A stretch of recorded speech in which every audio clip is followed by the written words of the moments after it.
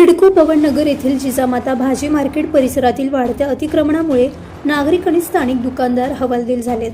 आज या भागातील अनधिकृत गाळेधारकांनी सिडको विभागाचे विभागीय अधिकारी नानासाहेब साळवे यांची भेट घेऊन व्यवसायासाठी जागेची मागणी केली. मात्र सध्या तरी जागेवर व्यवसाय करू नये, अन्यथा कठोर कारवाई करण्यात येईल असा इशारा साळवे यांनी दिला. आम्ही तिथं आज कारवाई करणार आहोत. काय 2 दिवस तुमच्यासाठी थांबलो आम्ही. काय सगळ्यांना संधी दिली पाहिजे. कोणाचं नुकसान करणं आमचं काही हे नाहीये. काय तर तुम्ही तिथं जाऊ नका. आम्ही पहिल्यांदा आता तिथं पट्टे मारतो, आमच्या बांधकाम विभाग तिथं नियोजन करतो. जर तिथं जागा होत असेल आणि त्याचा नियमात बसत असेल तर देऊ परवानगी, नसेल तर तुम्हाला काय तुमची काय करायची करा. आमची काय रेग्युलर प्रोसेस आपण करू. आम्ही नुकसान करून आम्हाला काय करायचंय, पण जिथं लोकांना त्रास होत असतं, जिथं तक्रारी येत असेल तिथं आम्हाला कारवाई करावी लागेल.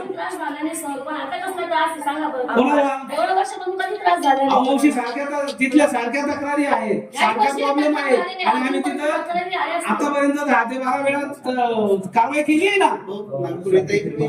तुम्ही आता तिथं जाऊ नका, आपण बघू काय करायचं तिथे. पार्किंगच्या जागेत बेकायदेशीर बांधकामे. जिजामाता भाजी मार्केट परिसरात काही गाळेधारकांनी पार्किंगसाठी असलेल्या राखीव जागेत बेकायदेशीर पक्की बांधकामे केली. धक्कादायक बाब म्हणजे ही मोकळी जागा आता हातगाडीवाल्यांना भाड्याने दिली जाते. या ठिकाणी फळ विक्रेते, पाणीपुरी आणि चाट विक्रेत्यांनी मोठ्या प्रमाणात गर्दी केल्यानं सामान्य नागरिकांना चालणेही मुश्किल झाले आहे. पार्किंगसाठी जागा शिल्लक नसल्याने परिसरात वाहतूक कोंडीची समस्या निर्माण झाली आहे. आक्रमक पवित्र आणि अधिकाऱ्यांचा इशारा. आज झालेल्या भेटीत अनधिकृत गाळेधारकांनी विभागीय अधिकाऱ्यांकडे पार्किंगच्या भागात आखणी करून जागा उपलब्ध करून देण्याची मागणी केली. यावेळी त्यांनी आम्ही अतिक्रमण विभागाला कोणतेही पैसे देत नाही असं स्पष्ट करत आपली बाजू मांडण्याचा प्रयत्न केला. पवननगर भाजी मार्केटचे जे अतिक्रमणचे गाड्या आहे त्याचे आम्हाला आखण्या करून द्यावा, पट्टे मारून. सगळेजण गरीब आहे, सगळ्यांना पोरं सोरं आहे. काय त्याबद्दल आखणी मारून द्यावा आणि अतिक्रमणच्या आतल्या भाजी मार्केटवाल्यांनी जे आमच्यावर केलं अन्याय त्यांचे पण आतले एक्स्ट्रा जे बॅरिकेड मारलेले आहे ते सुद्धा तोडण्यात यावे.